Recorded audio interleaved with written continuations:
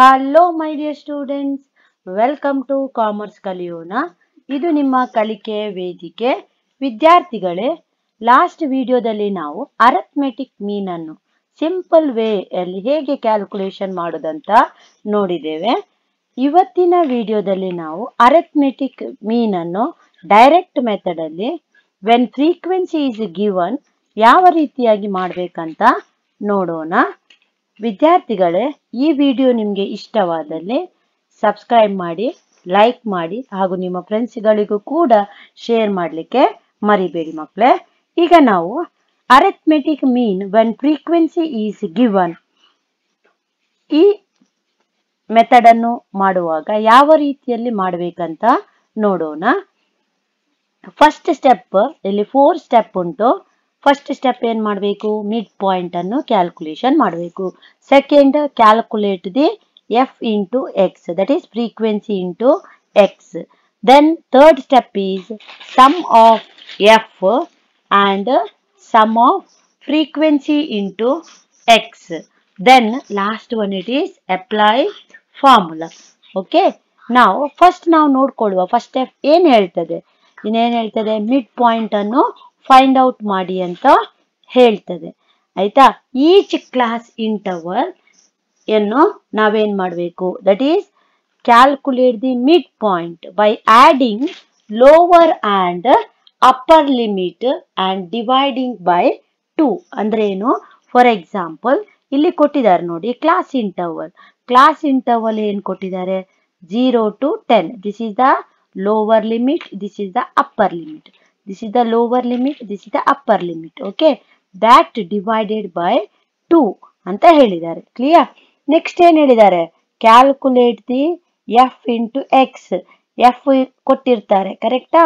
Number of student ಅಂತ ಹೇಳಿದ್ರೆ ಏನು? ದಿಸ್ ಇಸ್ ದ ಎಫ್ ಕೊಟ್ಟಿರ್ತಾರೆ. ಅದಕ್ಕೆ ಎಫ್ ಇಂಟು ಎಕ್ಸ್, ಈಗ ತಾನೇ ಮಾಡಿದಂತ mid point into X. Then total of frequency and total of f into x. Then you should apply formula. Clear? Now we will take one simple problem. Illen helidare, calculate the mean marks of 60 students from the data given below using direct method. Illen kottidare, marks kottidare, then number of students ಕೊಟ್ಟಿದ್ದಾರೆ, ಕರೆಕ್ಟಾ? ಇಲ್ಲಿ ಇದನ್ನು ನಾವು ನೋಡ್ಕೊಳ್ಳುವ.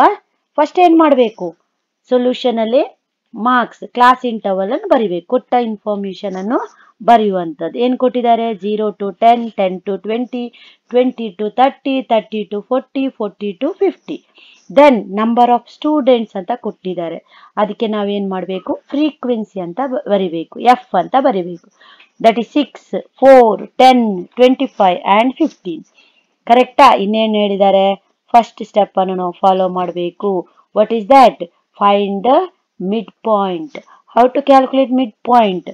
That is on the basis of upper limit, lower limit plus upper limit divided by 2. ಅಂದ್ರೆ 0 plus 10 divided by 2, 5. Answer ಅಲ್ವಾ? 10 plus 20 divided by 2, that is 15. 20 plus 30 divided by 2, 25. 30 plus 40 divided by 2, 35. 40 plus 50 divided by 2, that is 45. Then what is the second step? Calculate the f into x. We got here f, we got here x. This multiply. That is 6 into 5, 30. 4 into 15, 60. 10 into 25, 240. 25 into 35, 875. 15 into 45, 675. Clear? Then next third step ಏನ್ ಹೇಳ್ತದೆ? Some of F. Some ಅಂತ ಹೇಳಿದ್ರೆ ಏನು? Total. Total of f and total of f into x. Clear? Now we got f, its total 60, n equal to 60. fx ನ total ಗೆ ಏನ್ ಹೇಳ್ತೇವೆ?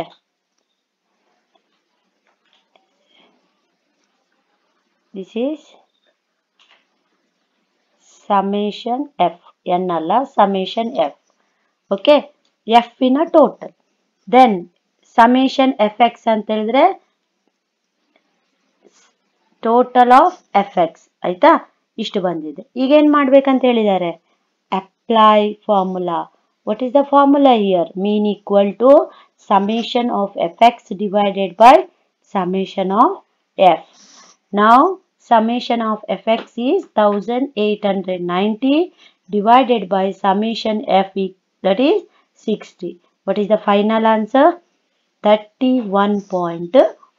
ಈ ರೀತಿಯಾಗಿ ನಾವೇನ್ ಮಾಡ್ತೇವೆ, ಫ್ರೀಕ್ವೆನ್ಸಿ ಕೊಟ್ಟಾಗ ಅರಿಥ್ಮೆಟಿಕ್ ಮೀನ್ ಅನ್ನು ಡೈರೆಕ್ಟ್ ಮೆಥಡ್ ಅಲ್ಲಿ ಕ್ಯಾಲ್ಕುಲೇಷನ್ ಮಾಡ್ತೇವೆ.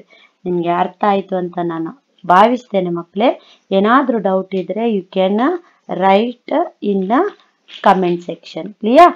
ನೆಕ್ಸ್ಟ್ ನ ವಿಡಿಯೋದಲ್ಲಿ ಇನ್ನಷ್ಟು ಉಪಯುಕ್ತ ವಿಡಿಯೋಗಳನ್ನು ನಾನು ಮಾಡ್ತೇನೆ. ಅಲ್ಲಿಯವರೆಗೆ ಯಾರೆಲ್ಲ ನೋಡ್ತಾ ಇದ್ದೀರಿ ಅವರಿಗೆ ನಾನು ಥ್ಯಾಂಕ್ಸ್ ಹೇಳಲಿಕ್ಕೆ ಇಷ್ಟಪಡ್ತೇನೆ. Thank you one and all.